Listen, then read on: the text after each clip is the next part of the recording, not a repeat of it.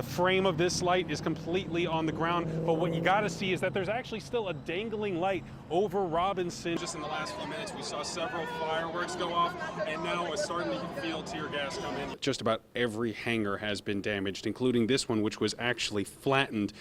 Oklahoma has licensed more than 9,000 grow houses since medical marijuana was legalized in 2018. You can see tire tracks going directly from Hefner Road straight into this fence. And if you look closely here, and experts believe it may have left its habitat for breeding season, but no one expected the bear to end up in Norman, in this neighborhood, in these trees, where it fell into this backyard. Bear down. We begin with breaking news out of Harrah, where Oklahoma County deputies are investigating a deadly shooting. Oklahoma City Mayor David Holt is keeping an eye on rising COVID vaccination rates around the city. He says nearly 3/4 of all eligible residents in OKC have gotten at least one dose. Oklahoma City police are investigating a deadly stabbing downtown. We're going to take a live look outside from our Pike Pass Skycam network. A nice break from the heat dome right now. Justin has the forecast after the break. We'll see. With his car and lawn chair, Jonathan Sammons was ready to sit outside the Oklahoma Employment Security Commission for weeks. You know, something's wrong here. This is not normal. It's not normal to wait 6, 7, 8 weeks to hear back.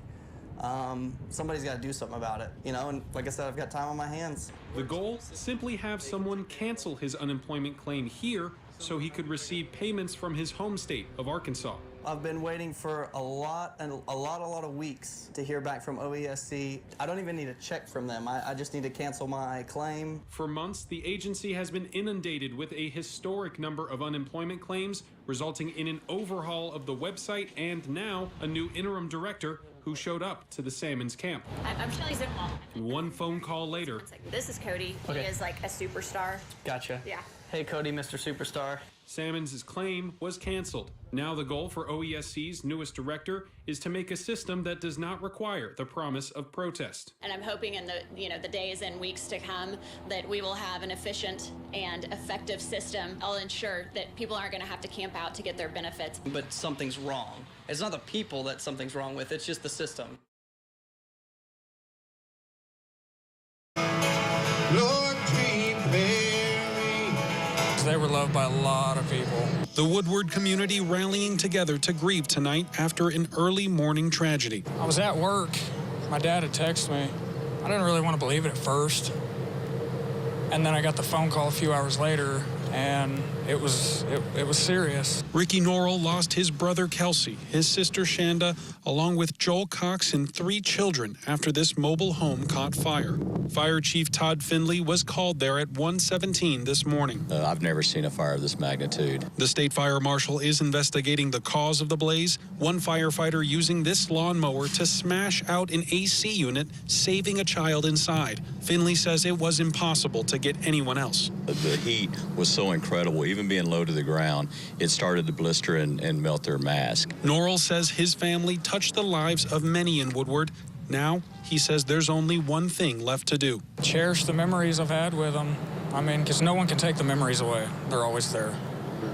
And just try to put an emphasis on smoke detectors.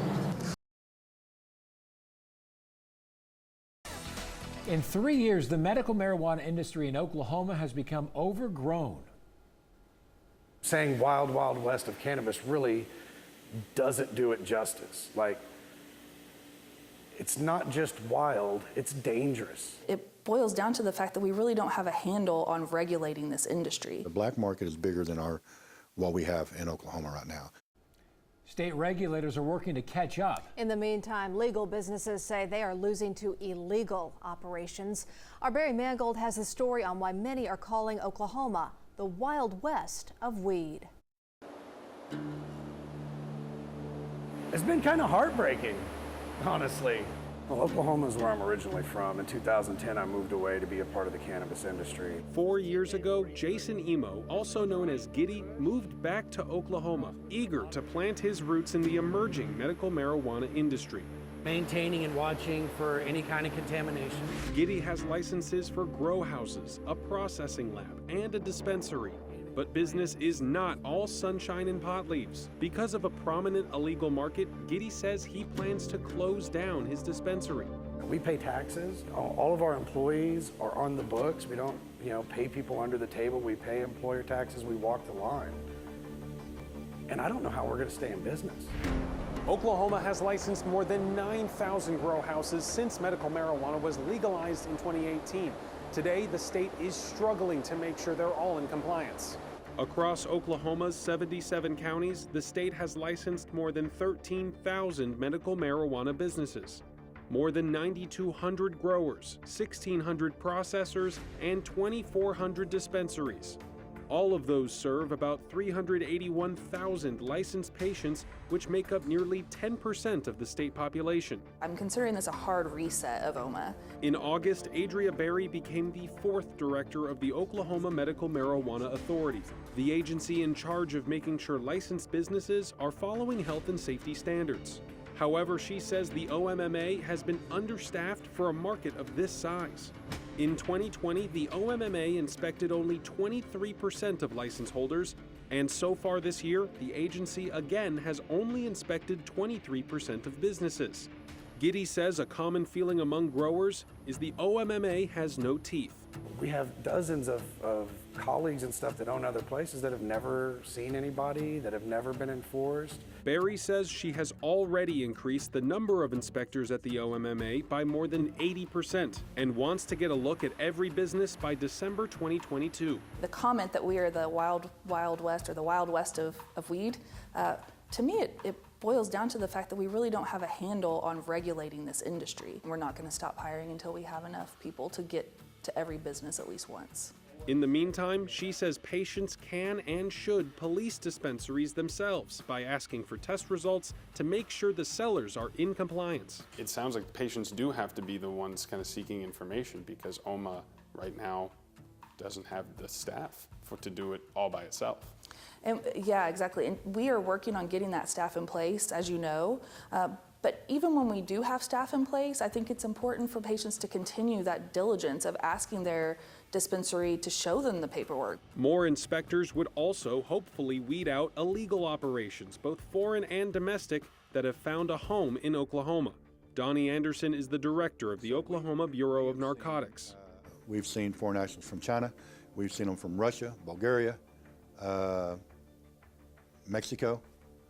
We've actually taken some strictly cartel grows out. OBN agents say they have busted 80 illegal marijuana farms since April alone and are investigating several hundred more. Anderson says these operations can come with forced labor, human trafficking, and more. Those groups are usually foreign nationals that come into Oklahoma and they set up. They're trying to set up for a very short time, like maybe for a grow-in season, get a big grow out and get the product and get out of the state. But as the state works to catch up to an industry that's grown beyond regulation, Giddy says he worries the bad actors could force other local owners to close their doors. They're being pushed out by large entities that don't care about our state, that don't care about our rules, don't care about our people. All this money gets made and it goes right back to where they're from. It doesn't do us any good. We're being exploited. And it breaks my heart to see it because I waited so long to come home. And now it's a nightmare. Although Oklahoma is understaffed when it comes to regulating this industry, it's currently impossible to stop the growth. There is no legal limit on the number of marijuana business licenses the state can issue, and the OMMA does not have the legal authority to stop issuing licenses. Those changes would require action by state lawmakers who return to the Capitol in February. Barry Mangold, Oklahoma's Own, News 9.